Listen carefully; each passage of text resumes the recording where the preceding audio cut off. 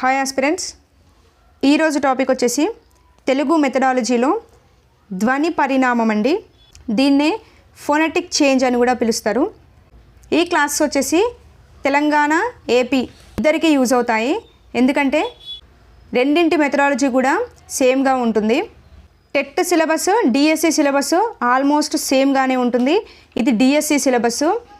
Syllabus షీట్లో ఇచ్చిన ప్రతి టాపిక్ని ఆర్డర్ వైజ్గా చెప్పుకుంటూ వెళ్తున్నాం. ఆల్రెడీ నేను డే 3 వీడియోస్ అనేవి అప్లోడ్ చేశాను. ఈరోజు వచ్చేసి డే 4 వీడియో. ప్రతి వీడియో కూడా ప్రతి ఒక్కరికి యూస్ఫుల్గానే ఉంటుంది. సో ప్రతి ఒక్కరూ యూస్ చేసుకోండి. అండ్ వీడియోలోకి వెళ్ళే ముందు నేను మీ నుండి ఆశించేది ఒకటే, డెఫినెట్గా ప్రతి ఒక్కరూ లైక్ చేయండి, హై పాయింట్స్ కూడా ఇవ్వడానికి ట్రై చేయండి. ఇందులో మనకు 2 కాన్సెప్ట్స్ కనిపిస్తాయండి. ఒకటి ధ్వని పరిణామం అయితే ఒకటి అర్ధ విపరిమాణం అనే టాపిక్ కూడా ఉంటుంది. సో ఈ 2 టాపిక్స్ మనకి ఇక్కడ కనిపిస్తాయి. సో ఈ రెండింటికి డిఫరెన్స్ అనేది తెలుసుకోవాలి కంపల్సరీ. ఒకసారి చూడండి, ఒక భాషలో ఉన్న ఒక ధ్వనులు తరువాతి కాలంలో మార్పు చెందడాన్నే ధ్వని పరిణామం అంటారు. అంటే ఒక భాషలో ఉన్న ధ్వని అనేది తరువాతి కాలంలో మార్పు చెందడాన్నే ధ్వని పరిణామం అని పిలుస్తారు.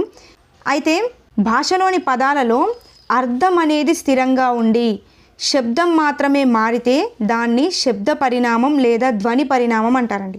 ఓకే, అంటే భాషలో కొన్ని పదాలు ఉంటాయి, ఆ పదాలలో అర్థం అనేది స్థిరంగా ఉండి శబ్దం మాత్రమే మారితే దాన్ని ధ్వని పరిణామం అంటారు. ఇక్కడ అర్ధ విపరిమాణం అంటే ఏంటంటే ఇక్కడ ఏమవుతుంది అంటే శబ్దం మాత్రమే స్థిరంగా ఉంటుంది, అర్థం మారుతుందండి. ఓకే, అర్థం మారితే దాన్ని అర్ధ విపరిమాణం అంటారు, శబ్దం మాత్రమే మారితే దాన్ని శబ్ద పరిణామం అని పిలుస్తారు. ఓకే, సో ఈ రెండింటికి డిఫరెన్స్ అయితే కంపల్సరీ తెలుసుకొని ఉండాలి. భాషలోని ధ్వని మార్పులను మొట్టమొదటిసారిగా వివరంగా తెలిపింది ఎవరు అని అంటే టాలమీ అండి. చాలా ఇంపార్టెంట్, గుర్తుపెట్టుకోండి. సో ఇందులో నుండి బిట్స్ అనేవి ఏ విధంగా ఫ్రేమ్ అవుతాయి అంటే ప్రీవియస్ టెట్లో కావచ్చు, డిఎస్సిలో కావచ్చు, ఏదో ఒక సెషన్లో అయితే దీని నుంచి బిట్ అనేది ఫ్రేమ్ అవుతుంది. సో మనం ఏ టాపిక్ని కూడా వదిలేయకూడదు కాబట్టి ప్రతి టాపిక్ని కవర్ చేస్తూ వెళ్తున్నాము. చివరలో ఒక బిట్ అనేది ప్రీవియస్గా వచ్చిన బిట్ చూపిస్తాను. ఇక్కడ ఇలాగే ఎగ్జాంపుల్స్ ఇచ్చేసి బిట్ అనేది ఫ్రేమ్ చేస్తాడు. దానికి ముందు మనం కాన్సెప్ట్ తెలుసుకోవాలి. ధ్వని పరిణామం భేదాలు అంటే దాంట్లో ఉండే రకాలేంటి అనేవి చూసుకుంటూ వెళ్ళాలి. దీంట్లో మొత్తం 10 టైప్స్ ఉంటాయి. ఆ 10 టైప్స్ చూసుకుంటే సరిపోద్ది. ఫస్ట్ది వర్ణ సమీకరణం, దీన్నే అసిమిలేషన్ అని పిలుస్తారు. సో కంపల్సరిగా ప్రతి ఒక్క డెఫినేషను దాంట్లో ఉండే ఎగ్జాంపుల్స్ అనేవి గుర్తుపెట్టుకోవాలి. ఇక్కడ చూడండి, వర్ణ సమీకరణం దీంట్లోనే ఉంది చూడండి. సమీకరణం అంటే కూడిక అని అర్థం అండి. ఓకే, సమీకరించడం అంటే కూడిక చేయడం అని గుర్తుపెట్టుకోండి. అంటే ఏ విధంగా 2 భిన్న వర్ణాలు కలిసి ఏకవర్ణంగా మారడాన్నే సమీకరణం అంటారు. ఓకే, ఇక్కడ గుర్తుపెట్టుకోవాల్సింది 2 భిన్న వర్ణాలు ఉంటాయి, ఆ వర్ణాలని ఏకవర్ణంగా చేయాలి అంటే ఆ రెండింటిని కూడాలి, ఆ రెండింటిని కూడగా ఏర్పడిందే వర్ణ సమీకరణం. ఓకే, దీంట్లో మళ్ళీ 2 టైప్స్ ఉంటాయి చూడండి. ఫస్ట్ పూర్వవర్ణ సమీకరణం అని, సెకండ్ వచ్చేసి పరవర్ణ సమీకరణం అని ఉంటుంది. మరి రెండింటికి డిఫరెన్స్ ఏంది అని చూసినట్లయితే ఇక్కడ పూర్వవర్ణ సమీకరణం అంటే పూర్వవర్ణం అంటే మొదటి వర్ణంకి మాత్రమే మార్పు వస్తుందండి. ఓకే, రెండో వర్ణంలో మార్పు అనేది ఉండదు, కేవలం మొదటి వర్ణంకే మార్పు అనేది వస్తుంది. ఎగ్జాంపుల్గా ఏమి ఇచ్చాడండి, గది ప్లస్ లు. చూడండి ఒకసారి, గది ప్లస్ లు ఈజ్ ఈక్వల్ టు ఏమైందండి, గదులు అయింది. అంటే ఇక్కడ పూర్వవర్ణ సమీకరణం కదా, పూర్వవర్ణానికి మాత్రమే మార్పు అనేది జరుగుతుంది. అంటే మొదటి వర్ణానికి మాత్రమే మార్పు జరుగుతుంది. చూడండి, గది గది అంటే ఇక్కడ ఏమొచ్చిందండి, ఇకారం అనేది వచ్చింది. ఇక్కడ లు అంటే ఉకారం అనేది వచ్చింది. ఈ రెండింటిని కలిపి రాస్తే ఏమొచ్చిందండి, గదులు వచ్చింది. గదులు అంటే ఇక్కడ ఏమైంది, ఇకారం అనేది పోయి మనకి ఉకారం మాత్రమే నిలిచింది. అంటే మొదటి వర్ణంకి మాత్రమే మార్పు జరిగింది, అంతే కదా. చివరి వర్ణం యొక్క మార్పు అలాగే ఉంది కదా. సో ఇలా ఉంటే దీన్ని పూర్వవర్ణ సమీకరణం అని పిలుస్తారు. చూడండి, అన్నింటిలో అదే విధంగా ఉంటుంది. 10 ప్లస్ లు, 10 అంటే ఇకారం ఉంటుంది. సో దీన్ని కలిపి రాస్తే ఈ ఇకారం అనేది పోయి పదులు ఉకారం అనేది చేరింది. ఓకే, మొదటి వర్ణం మాత్రమే మార్పు చెందింది. నెక్స్ట్ పలికి ప్లస్లు ఏమైంది, పలికులు. నెక్స్ట్ ములికి ప్లస్లు ఏమైంది, ములుకులు. అంటే ఈ రెండింటిని కూడగా మనకు మొదటి వర్ణంలో మార్పు వచ్చి రెండో వర్ణం అనేది అలాగే ఉంటే దాన్ని పూర్వవర్ణ సమీకరణం అంటారు. ఓకే, నెక్స్ట్ చూడండి, పరవర్ణ సమీకరణం అందులోనే ఉంది కదా. పరవర్ణ సమీకరణం అంటే రెండో వర్ణంలో మాత్రమే మార్పు అనేది జరుగుతుంది. ఎగ్జాంపుల్ ఏమిచ్చాడు, గది ప్లస్ కు ఈజ్ ఈక్వల్ టు ఏమైందండి, గదికి అయింది. చూడండి, గది అంటే ఇకారము, కు అంటే ఉకారం. ఓకే, రెండు కలిపి రాస్తే గదికి, గదికి అంటున్నాం. అంటే గది అంటే ఇకారం అలాగే ఉంది, కు అనేది కీగా మారింది, అంటే రెండో వర్ణం మాత్రమే మార్పు చెందింది. ఇలా రెండో వర్ణం మాత్రమే మార్పు చెందితే దాన్ని పరవర్ణ సమీకరణం అని పిలుస్తారు. చూడండి ఎగ్జాంపుల్స్, మది ప్లస్ కు మదికి, నది ప్లస్ కు నదికి, గుడి ప్లస్ కు గుడికి అనేది అవుతుంది. ఓకే, ఇలాగే ఎగ్జాంపుల్స్ ఇస్తాడు.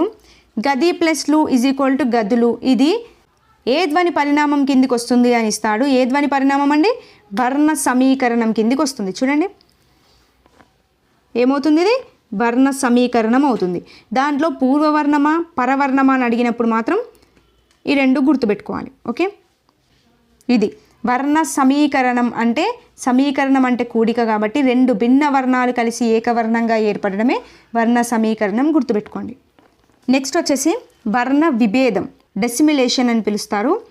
అనేక కారణాల వల్ల ఒక ధ్వనిని రెండుసార్లు ఉచ్చరించినప్పుడు, చూడండి రెండుసార్లు ఉచ్చరించినప్పుడు ఒక ధ్వని స్థానంలో మరొక ధ్వని రావడాన్నే వర్ణ విభేదం అని పిలుస్తారు. ఓకే, అంటే ఇది వర్ణ సమీకరణానికి వ్యతిరేకమైనదే కదా. ఏంటి, వర్ణ సమీకరణం అంటే కూడాలి, ఆ రెండింటిని కూడితే ఏకవర్ణంగా ఏర్పడితే అది వర్ణ సమీకరణం. కానీ ఇక్కడ ఏమంటున్నాడు, అనేక కారణాల వల్ల ఒక ధ్వనిని రెండుసార్లు ఉచ్చరించినప్పుడు ఆ ధ్వని స్థానంలో మరొక ధ్వని రావడాన్ని వర్ణ విభేదం అంటారు. అంటే రెండుసార్లు ఉచ్చరించడం కూడా హడావిడిగా పలకడం కావచ్చు, తడబడుతూ పలకడం కావచ్చు, అలా చేసినప్పుడు ఆ ధ్వని స్థానంలో వేరొక ధ్వని వచ్చినట్లుగా అనిపిస్తుందండి. చూడండి, వచించు ప్లస్ ఇంచు, దీన్ని ఏమని పలికారు, వచింపించు అని పలికారు. అంతేగాని వచించు ఇంచు అని పలకకుండా ఏం చేశారు, వచింపించు అని పలికారు. ఇలా రెండు సార్లు ఉచ్చరించినప్పుడు దాని స్థానంలో వేరొక ధ్వని అనేది వినిపిస్తుంది. ఇలా వినిపిస్తే అది వర్ణ విభేదం అవుతుంది. ఓకే, నెక్స్ట్ చూడండి, సవరించు ప్లస్ ఇంచు, దీన్ని ఏమని పలికదంటే సవరించు ఇంచు అని పలకకుండా సవరింపించు అని చెప్పేసి మరొక ధ్వనిగా పలికారు. ఓకే, ఇవన్నీ ఇంతే. చూడండి సేమ్, చూచు ప్లస్ ఇంచు చూపించు, కనుచు ప్లస్ ఇంచు కనిపించు, ఆవులించు ప్లస్ ఇంచు ఆవులింపించు, ఇలా అన్నట్టు. ఓకే, ఎగ్జాంపుల్స్ గుర్తుపెట్టుకోండి, కంపల్సరీగా గుర్తుపెట్టుకోవాలి. నెక్స్ట్ వచ్చేసి వర్ణ సమ్మేళనం, దీన్నే వర్ణ సంయోగం, వర్ణ సంయోజనం అని కూడా పిలుస్తారు, ఫోనెటిక్ మెర్జర్ అంటారు. ఓకే, దీంట్లోనే ఉంటుంది వర్ణ సమ్మేళనం అంటే అన్నింటినీ కలిపి రాయడం అని గుర్తుపెట్టుకోండి, అన్నింటినీ కలపడం అని గుర్తుపెట్టుకోండి. అంటే అనేక వర్ణాలు కలిసి ఏకవర్ణంగా ఏర్పడాలి. బట్ మనం ఇందాక వర్ణ సమీకరణం చెప్పినప్పుడు కూడా ఏమని చెప్పామండి, సమీకరణం అంటేనే కూడిక కలపడం అని చెప్పా. బట్ దానికి ఏమని వచ్చింది, కేవలం రెండు విభిన్న వర్ణాలు కలిసి ఏకవర్ణంగా ఏర్పడితే అది వర్ణ సమీకరణం అవుతుంది. ఇక్కడ రెండు వర్ణాలు కాదు, అనేక వర్ణాలు ఉండాలి. ఓకే, డిఫరెన్స్ గుర్తుపెట్టుకోండి. అనేక వర్ణాలు కలిపి ఏకవర్ణంగా ఏర్పడితే అది వర్ణ సమ్మేళనం, కేవలం రెండు భిన్న వర్ణాలు కలిసి ఏకవర్ణంగా ఏర్పడితే అది వర్ణ సమీకరణం. ఈ రెండింటిలో కూడా సిమిలర్గా ఉండేది కలపడం అనేది సిమిలర్గా ఉంటుంది. ఓకే, సో దీనికి ఎగ్జాంపుల్ ఏమని తీసుకోవచ్చు అంటే, ఇప్పుడు బండిరా ఉంది, రా ఉందండి. సో ఎక్కువగా బండిరాని యూజ్ చేస్తలేం కాబట్టి ఈ రెండు వర్ణాలకి ఏకవర్ణంగా రా అనే వర్ణం మాత్రమే తీసుకుంటాం. సో ఇప్పుడు మనం చెరుకు అని రాసేటప్పుడు చెరుకు అని రాయొచ్చు, చెరుకు అని కూడా రాస్తాం. ఓకే, ఇలా అన్నట్టు. రాయి అని రాసేటప్పుడు రాయి అని రాయొచ్చు, రాయి అని కూడా రాయొచ్చు. ఓకే, అంటే ఇలా అనేక వర్ణాలు ఉన్నాయి, వీటిని ఏకవర్ణంగా రాస్తున్నాం. ఇలా ఏకవర్ణంగా రూపొందితే దాన్ని వర్ణ సమ్మేళనం అని పిలుస్తారు. ఓకే, నెక్స్ట్ వర్ణ వ్యత్యయం, దీన్నే స్థాన పరివర్తనం లేదా అక్షర విపర్యం అని పిలుస్తారు. వర్ణ వ్యత్యయం దాంట్లోనే ఉంచుడండి. వ్యత్యయం అంటే ప్లేసెస్ చేంజ్ అని గుర్తుపెట్టుకోండి. వ్యత్యయం అంటే ప్లేసెస్ చేంజ్. ఓకే, ఇలా గుర్తుపెట్టుకోండి సరిపోద్ది. చూడండి, ముందు అక్షరం వెనకకు, వెనక అక్షరం ముందుకు మార్పు చెందడాన్ని వర్ణ వ్యత్యయం అని పిలుస్తారు. ఓకే, అంటే ఒక పదంలోని వర్ణాలు తారుమారుగా మారడం. ఎగ్జాంపుల్ చూడండి, నవ్వులాట, దీన్ని ఏ విధంగా రాశారు, నవ్వుటాలాగా రాశారు. అంటే నవ్వుటాలాగా పలికారు అన్నట్టు. అంటే ఏమైంది, లా అనేది టా ప్లేస్లోకి, టా అనేది లా ప్లేస్లోకి చేంజ్ అయింది. చూడండి, అంటే హడావిడిగా కొన్ని పదాలను పలికేటప్పుడు నవ్వులాట అని నవ్వు టాలాగా పలికారు. ఈ విధంగా మార్పు కనబడితే దాన్ని వర్ణ వ్యత్యయం లేదా స్థాన పరివర్తనం అంటారు. అంటే ప్లేసెస్ అనేవి చేంజ్ అవుతాయి అంతే. చూడండి, వారణాసి దీన్ని ఏమని రాశారు? వాసినారాగా రాశారు. అంటే ప్లేసెస్ అనేవి చేంజ్ అయ్యాయి కదా, పదాలు అవే, ఇందులో కొత్త పదాలు ఏవి యాడ్ అవ్వలేదు. అండ్ ఇందులో ఉన్న పదాలను కూడా తీసేయలేదు, ఉన్న పదాలనే జస్ట్ చేంజ్ చేసి రాశారు. ఇలా రాస్తే అది వర్ణ వ్యత్యయం అవుతుంది. ఓకే, తమాషా శాతమా, గజదొంగ జగదొంగ, పావురం పారువం, ఇది ప్రీవియస్ డిఎస్సిలో పడిందండి. ఇలాగే ఇచ్చాడు.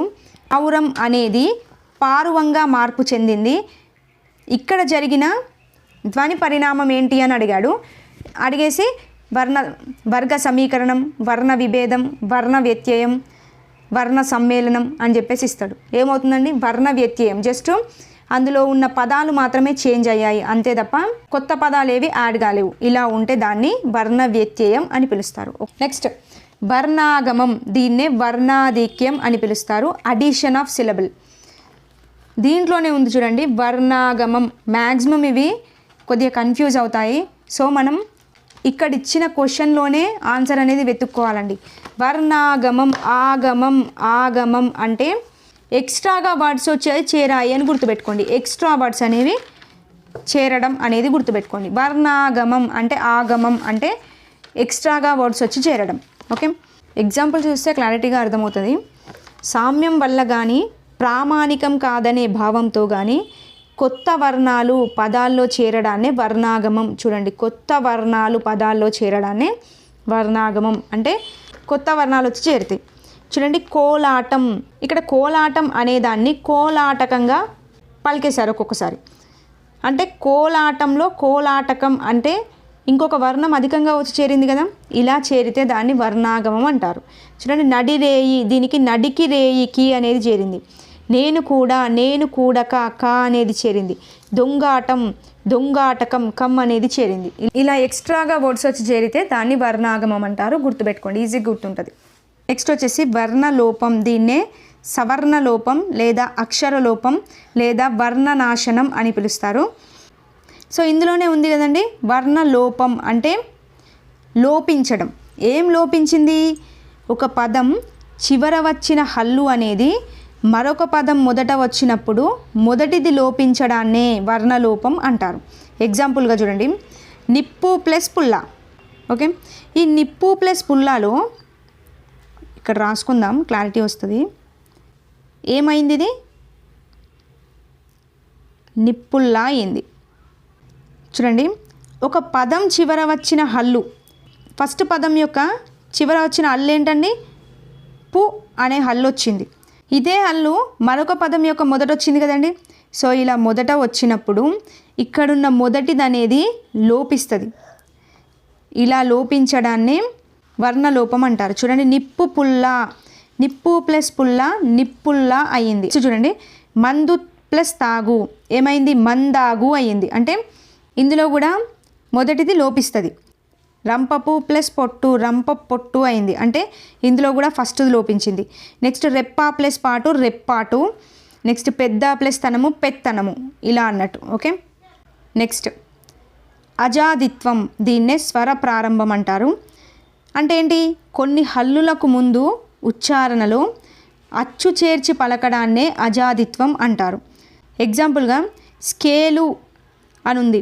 సో ఈ స్కేలుకు ముందు ఏమొచ్చిందండి? ఈ స్కేలు అని వచ్చింది. అంటే స్కేలు అనేది హల్లు పదం.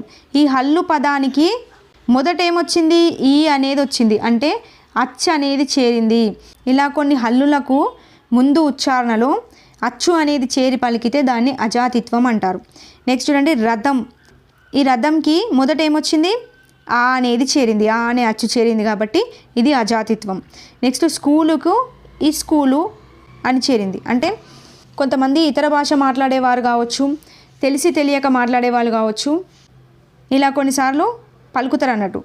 కొంతమంది చూడండి, స్కూలు అనక ఈ స్కూల్ అంటారు, ఇలా అన్నట్టు. సో దీని నుంచి బిట్టే విధంగా ఫ్రేమ్ అవుతుంది. అంటే స్కేలు అనేది ఇస్కేలుగా మారింది. సో ఇక్కడ జరిగిన మార్పు ఏంటి అని అడుగుతాడు. ఏం మార్పు జరిగిందండి? అజాతిత్వం అనేది జరిగింది. ఓకే, ఇలా పడతాయి బిట్స్. నెక్స్ట్ స్వరభక్తి, దీన్నే విప్రకర్ష అని కూడా పిలుస్తారు. భిన్న హల్లుల మధ్య మరో వర్ణం చేరడాన్నే స్వరభక్తి అని పిలుస్తారు. అంటే సంయుక్తాక్షరాలు మామూలుగా విడిపోయి ఏకాక్షరాలుగా మారడమే. ఒకసారి చూడండి, సంయుక్తాక్షరం అంటే ఏంటి? ఒక హల్లుకు వేరొక హల్లు అనేది ఒత్తుగా చేరాలి, అదే సంయుక్తాక్షరం. చూడండి, తర్వాత అంటే రాకి వావొత్తు చేరింది కాబట్టి ఇది సంయుక్తాక్షరం. ఏ విధంగా మారింది? తరువాతగా మారింది, అంటే ఏకాక్షరాలుగా మారింది కదా. ఇలా మారితే దాన్ని స్వరభక్తి అంటారు. నెక్స్ట్ యాత్ర అనేది జాతరగా మారింది. నెక్స్ట్ స్వర్ణ అనేది సువర్ణ. నెక్స్ట్ గర్వము అనేది గరువము. ఇది కూడా ప్రీవియస్ డిఎస్సిలో అడిగాడు. గర్వము అనేది గరువముగా పలకడం జరిగింది. దీన్ని భాషాశాస్త్రంలో ఏమని పిలుస్తారు అని అడిగాడు. స్వరభక్తి అని పిలుస్తారండి. నెక్స్ట్ నిద్ర అని నిదుర అంటారు.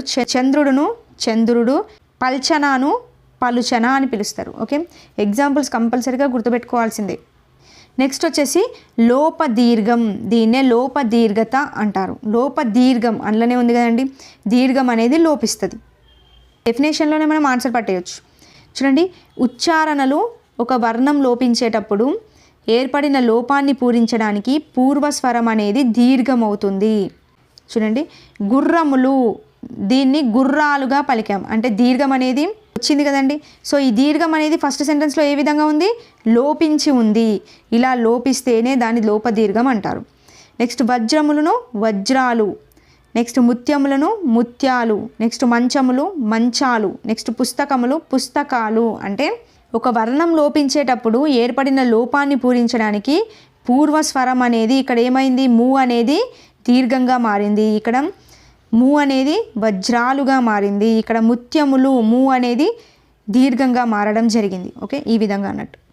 నెక్స్ట్ వచ్చేసి ద్విత్వ కల్పనం. ద్విత్వం అంటే ఏంటి? ఒక హల్లుకు అదే హల్లు అనేది ఉగా చేరాలి. చూడండి, కొన్ని పదాలలో ద్విత్వం లేకపోయినా కల్పించి చెప్పడాన్ని ద్విత్వ కల్పనం అంటారు. అంటే అక్కడ ద్విత్వం లేకపోయినా అక్కడ కల్పించి చెప్పడం, అంటే కల్పించి మాట్లాడడం అన్నట్టు. చూడండి, తలక్రిందులు ఏమని రాశారు? తల్లక్రిందులు. అంటే తలక్రిందులకి అసలు ద్విత్వం లేకపోయినా పర్లేదు, బట్ ఇక్కడ ద్విత్వం పెట్టి చదివారు. అలా చదివితే దాన్ని ద్విత్వ కల్పనం అంటారు. నెక్స్ట్ కొనిన కొన్న అంటే ద్విత్వం చేరింది. చూడండి, కలదు కద్దు ద్విత్వం చేరింది దాకి. తెల్లవారు తెల్లవారు అంటే ఇక్కడ కూడా ద్విత్వం చేరడం జరిగింది. ఇది అన్నట్టు. సో ఇక్కడ మెయిన్గా ఎక్కువగా కన్ఫ్యూజ్ అయ్యేటి ఏంటి అంటే వర్ణ సమీకరణం, ఇక్కడ కన్ఫ్యూజ్ అవుతాము. నెక్స్ట్ వచ్చేసి వర్ణ విభేదము, నెక్స్ట్ వచ్చేసి వర్ణ సమ్మేళనము, నెక్స్ట్ వచ్చేసి వర్ణ వ్యత్యయము, నెక్స్ట్ వచ్చేసి వర్ణాగమము, నెక్స్ట్ వచ్చేసి వర్ణ లోపము. సో వీటిలోనే ఎక్కువగా కన్ఫ్యూజన్ అనేది వస్తుంది. వర్ణ సమీకరణం, సమీకరణం అంటే ఏమని చెప్పాను? కూడిక అని చెప్పాను. అంటే కూడాలి, అక్కడ ఇచ్చిన పదాలని కూడాలి. అవి కూడా ఏ పదాలు? కేవలం రెండు విభిన్న వర్ణాలు. ఓకే, రెండు విభిన్న వర్ణాలు కలిసి ఏకవర్ణంగా ఏర్పడితే దాన్ని వర్ణ సమీకరణం అని పిలుస్తారని చెప్పాను. ఓకే, ఎగ్జాంపుల్ గది ప్లస్లు, రెండు విభిన్న వర్ణాలు ఉన్నాయి, వీటిని కలిపి రాస్తే గదులు అని రాస్తాం, ఈ విధంగా అన్నట్టు. నెక్స్ట్ వచ్చేసి వర్ణ విభేదం. విభేదం అంటే ఏంటండి? విభేదం అంటే ఒక పదాన్ని రెండుసార్లు ఉచ్చరించాం, అలా ఉచ్చరించినప్పుడు ఒక ధ్వని స్థానంలో మరొక ధ్వని అనేది రావడం, అలా వస్తే దాన్ని వర్ణ విభేదం అంటారు. ఎగ్జాంపుల్ ఏమని చెప్పా? వచించు ప్లస్ ఇంచు వచిపించు, ఈ విధంగా అన్నట్టు. నెక్స్ట్ వర్ణ సమ్మేళనం. సమ్మేళనం అన్న కూడికే అని చెప్పాను, బట్ వర్ణ సమీకరణం అంటే రెండు మాత్రమే విభిన్న వర్ణాలు ఉండాలి. అదే సమ్మేళనంలో అనేక వర్ణాలు అనేవి ఉండాలి. ఓకే, ఇలా అనేక వర్ణాలు కలిసి ఏకవర్ణంగా ఏర్పడితే దాన్ని వర్ణ సమ్మేళనం అని పిలుస్తారు. నెక్స్ట్ వర్ణ వ్యత్యయం అండి. వ్యత్యయం అంటే ఏమని చెప్పాను? వ్యత్యయం ఇలా గుర్తుపెట్టుకోవాలి. వ్యత్యయం అంటే స్థాన పరివర్తనం అన్నట్టు, అంటే ఒక అక్షరం స్థానంలో మరొక అక్షరం రావడం అన్నట్టు, అంటే ముందుది వెనుకకి, వెనకది ముందుకు చేంజ్ కావడం. ఓకే, ఇది వర్ణ వ్యత్యయం. వ్యత్యయం అంటే ఈ సింబల్ గుర్తుపెట్టుకోండి, ఇలా చేంజ్ అవ్వడం అని. నెక్స్ట్ వర్ణాగమం చెప్పాను. ఆగమం అంటే ఏంటి? ఎక్స్ట్రాగా యాడ్ అవ్వడం. ఓకే, ఒక వర్డ్కి ఇంకా ఎక్స్ట్రాగా ఏదైనా పదం అనేది యాడ్ అయితే దాన్ని వర్ణాగమం అంటారు. నెక్స్ట్ ఏంటి? వర్ణలోపం. లోపం అంటే అందులోనే ఉంది కదా, 2 పదాలు వచ్చాయి, మొదటి పదంలో ఉన్న హల్లు అనేది లోపిస్తుంది, ఇలా లోపించి రెండో పదంలో ఉన్న హల్లు అనేది అలాగే మిగులుతుంది, ఇలా మిగిలితే దాన్ని వర్ణలోపం అని పిలుస్తారు. ఓకే, ఇవి చాలా ఇంపార్టెంట్, గుర్తుపెట్టుకోవాలి. దీంట్లో నుంచే బిట్ అనేది ఫ్రేమ్ అవుతుంది అండ్ చాలా కన్ఫ్యూజ్ కూడా అవుతారు. ఇందులో నుంచి ప్రీవియస్గా ఒక బిట్ వచ్చిందండి, చూపిస్తాను. ఇది వచ్చేసి ఎస్ఏలో పడింది బిట్, పేపర్ 2లో పడింది. చూడండి, రుణం అనేది రుణంగా మారింది, వీరయ్య అనేది ఈరయ్యగా పలికారు.